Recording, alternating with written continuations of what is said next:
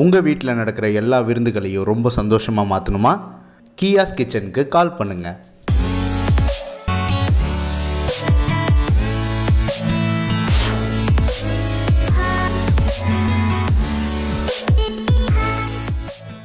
Hi hello வணக்கம், welcome to food tasty. நான் உங்கள் ஷெஃப் மால்குடி கவிதா. இன்னைக்கு ஃபுட் டேஸ்டியில் டேஸ்டியான டிஷ் என்ன அப்படின்னு பார்த்தீங்கன்னா கதம்ப சாதம் எப்படி பண்ணுறது அப்படின்றத நம்ம பார்க்கலாம்.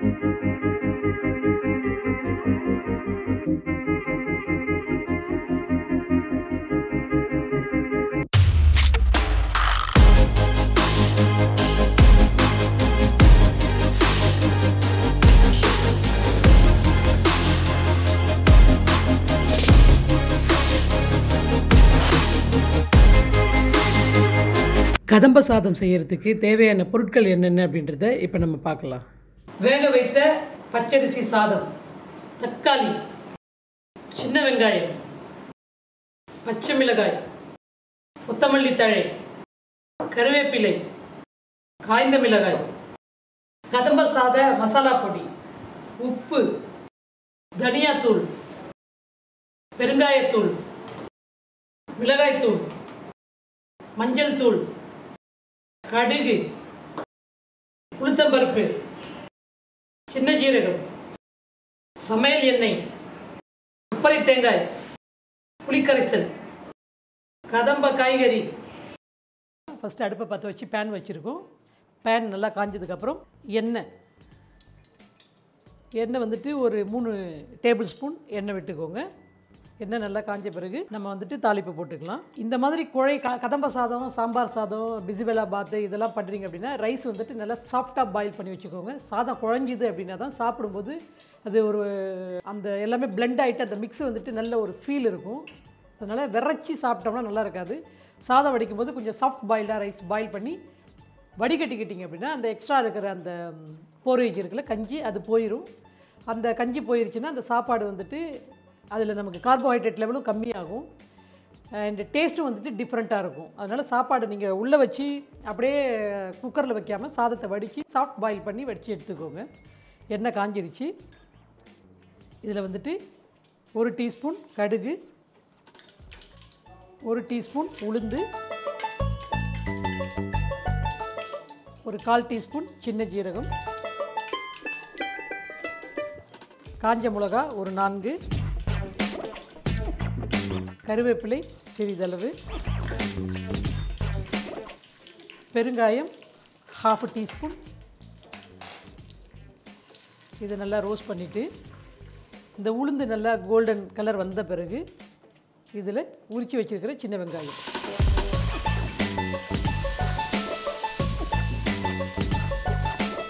கொஞ்சமாக பச்சை மிளகா, 1 ஸ்பூன் பச்சை மிளகா, இதெல்லாம் போட்ட பிறகு கதம்பா சாதத்துக்கு பார்த்தீங்கன்னா ஜென்ரலாக மிக்ஸ்ட் ஆஃப் வெஜிடபிள்ஸ், மாங்காய், கத்திரிக்காய், முருங்கைக்காய், கேரட்டு அப்படின்னு சொல்லிட்டு என்னென்ன நாட்டு காய்கறிகள் இருக்கோ அது எல்லாமே மிக்ஸ்ட் ஆஃப் வெஜிடபிள்ஸ். அந்த வெஜிடபிள்ஸ் நம்ம வந்து இதில் போட்டுக்கலாம். பீன்ஸு யூஸ் பண்ணுறோம், கத்திரிக்காய் யூஸ் பண்ணுறோம், முருங்கைக்காய் யூஸ் பண்ணுறோம், கேரட் யூஸ் பண்ணுறோம். எல்லாத்தையுமே நல்லா கட் பண்ணி யூஸ் பண்ணிக்கலாம்.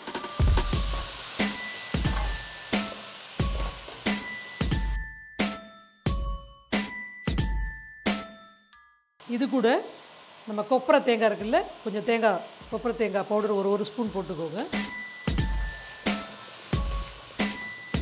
இப்போ நம்ம வந்துட்டு மசாலாலாம் போட்டுக்கலாம். மஞ்சள் தூள் ஒரு 1/2 டீஸ்பூன் மஞ்சள் தூள், காரத்துக்கு தகுந்த மாதிரி மிளகாத்தூள் வந்துட்டு நான் ஒரு 1.5 டேபிள் ஸ்பூன் வந்துட்டு மிளகாத்தூள் போடுறேன். அதே மாதிரி ஒரு 1.5 டேபிள் ஸ்பூன் தனியா பவுடர். இந்த மசாலா வந்து பார்த்திங்க அப்படின்னா சாம்பார் பொடி, சாம்பாருக்குன்னு பிசிபெலாபாத்துக்குன்னு தனியாக நம்ம வந்துட்டு அரைக்கிற மசாலா பொடி. இது யூஸ்வலாக நீங்கள் வந்துட்டு விதை கொத்தமல்லி, தனியா, கொஞ்சம் வந்துட்டு நம்ம ஹோல் கரம் மசாலா எல்லாம் மிக்ஸ் பண்ணிவிட்டு வெந்தயம் போட்டு சின்ன ஜீரகம் போட்டு அடித்து வச்சுருப்போம். கடையில் உங்களுக்கு ரெடிமேடாக கிடச்சி அதையும் வாங்கிக்கோங்க. வீட்டில் ப்ரிப்பேர் பண்ணாலும் ப்ரிப்பேர் பண்ணி போட்டுக்கலாம். இது வந்துட்டு ஒரு டேபிள் ஸ்பூன் தேவையான அளவு உப்பு போட்டுக்கலாம்.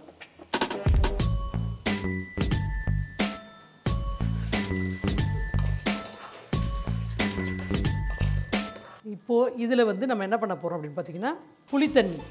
இதில் கொஞ்சம் புளித்தண்ணி ஊற்றிக்கலாம்.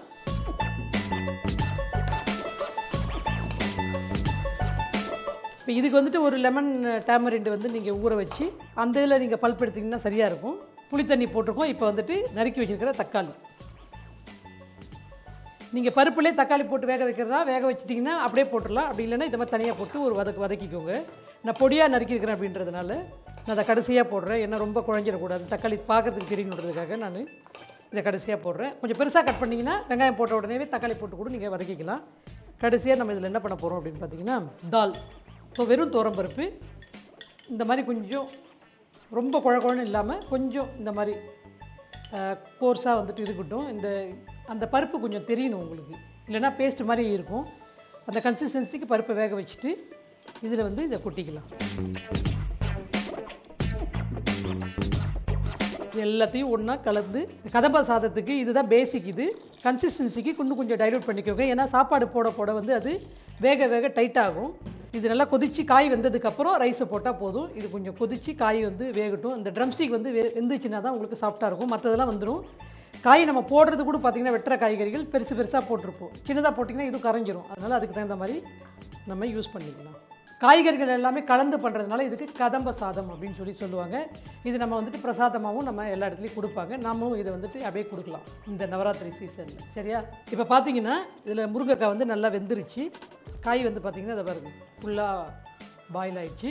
இப்போ நம்ம வந்து ரைஸை போட்டுக்கலாம். ஏற்கனவே வடித்து வச்சுருக்கிற சாஃப்ட் ரைஸ் இது.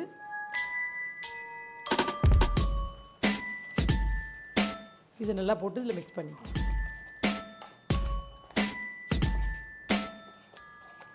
கதம்ப சாதம் ரெடி ஆகிடுச்சு. ஒரே ஒரு கொதி வந்ததுக்கப்புறம் இதை வேறு ஒரு பவுலில் மாற்றிக்கலாம். ரைஸ் ஆல்ரெடி சாஃப்ட் பாயில் ரைஸ்ன்றதுனால ரொம்ப நேரம் ஆகாது. வெஜிடபிள்ஸும் நல்லா வெல்டனாக குக் ஆகிடுச்சு.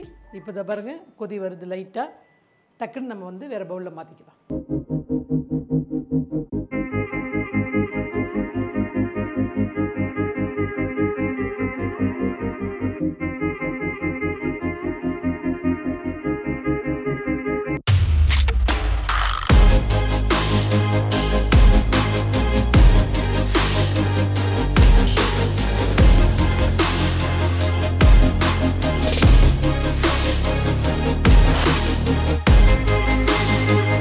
கண்டிப்பாக ட்ரை பண்ணி பாருங்கள், ஃபீட்பேக் சொல்லுங்கள். மறுபடியும் ஃபுட் டேஸ்டியில் டேஸ்டியான டிஷ்ஷோடு உங்களை நான் சந்திக்கிறேன். அது வரைக்கும் வணக்கம் கூறி விடைபெறுவது ஷெஃப் மால்குடி கவிதா.